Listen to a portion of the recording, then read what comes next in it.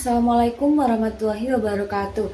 Halo semua, perkenalkan nama aku Yani Fatmawati dengan NIM 230803102046.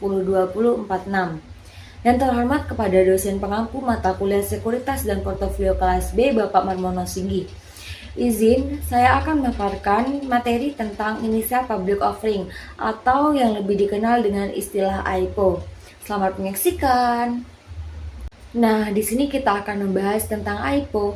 IPO atau Initial Public Offering adalah proses saat pertama kali sebuah perusahaan swasta menjual sahamnya kepada publik melalui bursa saham. Dengan IPO ini, perusahaan tersebut berubah status dari perusahaan tertutup menjadi perusahaan terbuka. Contohnya itu, bayangkan sebuah startup teknologi yang awalnya hanya dimiliki oleh pendiri dan beberapa investor awal. Ketika perusahaan tersebut ingin tumbuh lebih besar, mereka memutuskan untuk membuka kepemilikannya kepada masyarakat melalui IPO. Inilah titik awal mereka masuk ke bursa saham dan sahamnya bisa dibeli siapapun. Lalu, apa tujuan dari perusahaan melakukan IPO? Setidaknya ada 3 tujuan utama. Yang pertama, ada fundraising, yaitu untuk menggalang dana dalam jumlah besar dari masyarakat tanpa harus berutang atau membayar bunga. Yang kedua, ada strategic listing. Dengan tercatat di Bursa Efek, perusahaan peroleh status legal dan pengakuan yang meningkatkan reputasi dan kepercayaan dari investor, mitra, dan publik. Yang ketiga, menjadi perusahaan publik. Ini adalah langkah besar untuk menjadi perusahaan yang transparan, akuntabel, dan siap untuk pertumbuhan jangka panjang. Proses go public bukanlah sesuatu yang instan. Ada 4 tahapan utama yang harus dilalui oleh perusahaan sebelum akhirnya bisa menjual sahamnya ke publik dan masuk ke bursa. Yang pertama ada tahap persiapan. Ini adalah fase paling awal dan paling strategis.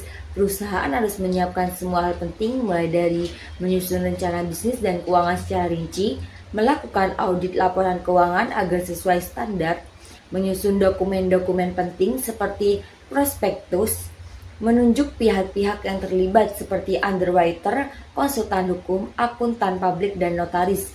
Tujuannya adalah agar perusahaan siap dari segi legal, keuangan, dan operasional untuk menjadi perusahaan terbuka. Yang kedua ada tahap pengajuan. Setelah semua dokumen siap, perusahaan akan mengajukan pernyataan pendaftaran ke OJK. OJK akan meneliti semua aspek, baik dari segi hukum, keterbukaan informasi, dan prospek bisnis. Jika semua sudah sesuai, maka OJK akan memberikan pernyataan efektif, yang artinya perusahaan sudah diizinkan untuk melakukan IPO. Yang ketiga, ada tahap penawaran. Ini adalah tahap di mana saham perusahaan mulai ditawarkan ke calon investor. Penawaran ini dilakukan melalui mekanisme yang disebut box building. Biasanya, penawaran berlangsung minimal 3 hari kerja dan dilakukan oleh agen-agen penjual yang ditunjuk oleh underwriter. Yang terakhir ada tahap pencatatan. Tahap terakhir adalah pencatatan saham di Bursa Efek Indonesia. Setelah IPO selesai dan saham berhasil terjual, saham perusahaan resmi terdaftar di bursa dan bisa diperdagangkan di pasar sekunder oleh investor umum. Pada slide ini, kita akan bisa melihat beberapa keuntungan dan kerugian yang mungkin dialami perusahaan saat melakukan IPO. Keuntungan yang pertama yaitu akses pendanaan besar dari publik.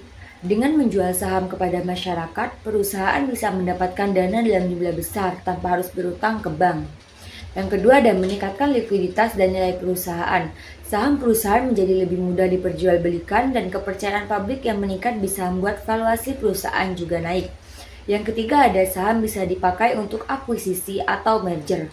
Perusahaan tidak harus menggunakan uang tunai, tetapi bisa menukar saham untuk mengakuisisi perusahaan lain.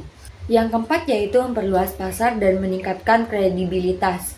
Perusahaan yang sudah go public biasanya lebih dikenal dan lebih dipercaya oleh konsumen, investor maupun mitra bisnis. Yang kelima, memberi peluang diversifikasi bagi pemilik lama. Pemilik awal bisa menjual sebagian sahamnya dan mengurangi risiko jika perusahaan mengalami kerugian di masa depan. Tapi tentu IPO juga punya sisi negatif atau kerugiannya, antara lain harus transparan dan rutin lapor keuangan sebagai perusahaan publik. Ada kewajiban untuk menyampaikan laporan keuangan secara berkala kepada OJK dan publik yang bisa jadi beban administratif. Yang kedua, kontrol pemilik lama bisa berkurang. Karena saham sudah dimiliki banyak pihak, keputusan penting harus melalui rapat pemegang saham atau persetujuan investor. Yang ketiga, potensi konflik antar investor. Semakin banyak pemilik saham, semakin besar kemungkinan terjadi perbedaan pandangan atau kepentingan. Yang keempat yaitu tekanan untuk hasil jangka pendek dari pasar. Karena diawasi publik, perusahaan sering didorong untuk menunjukkan hasil cepat dalam waktu singkat, bahkan jika itu mengorbankan strategi jangka panjangnya. Nah, dari materi yang sudah dipaparkan dapat disimpulkan bahwa initial public offering atau IPO adalah proses penting dalam perkembangan sebuah perusahaan, di mana perusahaan membuka diri kepada publik dengan menjual sahamnya untuk pertama kali. Melalui IPO ini juga, perusahaan bisa mendapatkan akses pendanaan yang besar, memperluas pasar, meningkatkan kredibilitas, dan memberi manfaat bagi pemilik serta calon investor. Namun langkah ini juga membawa tantangan seperti kewajiban transparansi, berkurangnya kontrol internal, serta tekanan dari pasar. Oleh karena itu, keputusan untuk melakukan IPO harus didasarkan pada perencanaan yang matang, kesiapan perusahaan dari segi keuangan, hukum, dan strategi bisnis jangka panjang. IPO bukan sekedar langkah finansial, tapi juga transformasi menuju perusahaan yang lebih terbuka, akuntabel, dan siap bersaing di tingkat yang lebih tinggi. Demikian penjelasan dari saya mengenai initial public offering atau IPO. Semoga materi ini bisa memberi pemahaman yang lebih baik tentang bagaimana perusahaan berkembang dan terhubung dengan masyarakat luas melalui pasar modal. Terima kasih atas perhatiannya. Bye-bye.